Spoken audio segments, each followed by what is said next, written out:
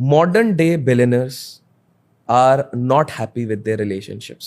हिंदी में अगर कहूं, सबसे ज्यादा मॉडर्न डे बिलियनर्स का डाइवोर्स होता ही होता है, और ये इतिहास गवाह है। आप पूछोगे कैसे? मैं इतिहास के विद ड्यू रिस्पेक्ट, मेरे को सारे बिलियनर्स के लिए रिस्पेक्ट है, क्योंकि उनने जो उखाड़ा है वो बहुत लोग नहीं कर सकते in their life time. But let's talk about the facts. आप बोलोगे अरे तू विदेशियों के साथ कंपेयर मत कर भारत, तो मैं भारत से शुरू करता हूँ फिर विदेशियों पे जाता हूँ ना, चलेगा? तो भारत से अगर मैं शुरू करता हूँ, भारत के अगर बिलियनर की बात करें, निखिल कामत जी जो सेल्फ मेड बिलियनर हैं, ज़ेरोधा के को फाउंडर हैं, वो खुद डाइवोर्स फाइल कर चुके हैं।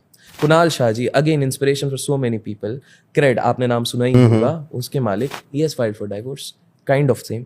तो आप बोलोगे चलो ठीक है, इंडिया के तुमने बता दिया, बाहर की बता दो। बाहर भाई रिचेस्ट लोगों की बात करते हैं, जेफ बेजोस, ये तो चर्चे पे ही थे, डाइवोर्स ही हैं। उसके बाद आप बोलोगे बिल गेट्स ने भी फाइनली डाइवोर्स ही है। आप बोलोगे अरे ये सब तो चलता है, आप बॉलीवुड में जाके झांक के देखिए ना, आपको क्या दिख रहा है? ऋतिक रोशन, किसी ने सोचा था बचपन का प्यार कहते थे, but still file for divorce. मैं यहाँ पर ये नहीं कह रहा हूँ कि कोई खुश है कि उदास है, मैं सिंपल सा कह रहा हूँ डाइवोर्स है। अब आप सोच रहे हो कि क्यों?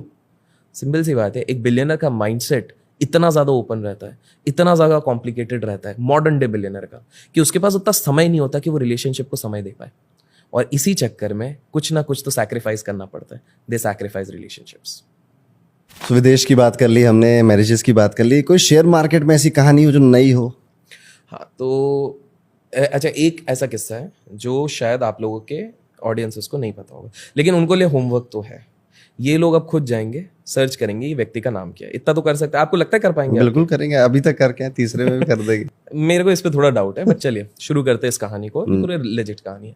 तो एक किस्सा है, मतलब जस्ट इमेजिन कीजिए कि एक व्यक्ति शेयर बाजार का, वो एक 250 साल पुरानी बैंक, एक व्यक्ति की बात कर रहा हूँ, 250 साल पुरानी बैंक जो 6 लाख करोड़ से ज्यादा का व्यापार करती है, उसको रातों रात डुबा देती है। जानने में हैरानी होती है।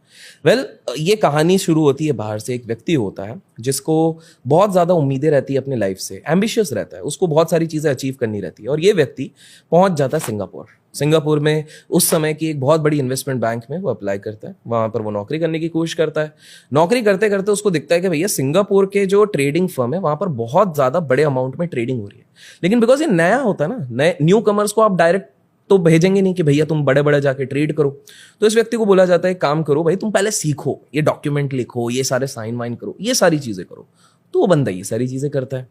उसके बाद क्या होता है कि उसका इंप्रेशन अच्छा जमने लगता है, जिसके चक्कर में धीरे धीरे धीरे धीरे वो एडवांस करने लगता है, और एडवांस करते करते करते करते करते उसको फाइनली ट्रेडिंग फ्लोर में घुसने का मौका मिलता है। ट्रेडिंग फ्लोर देखिए बेसिकली क्या होता है, अगर हम पुराने जमाने में जाएं, या आज से 20 साल पहले की अगर मैं बात करता हूं, जैसे आपने स्कैम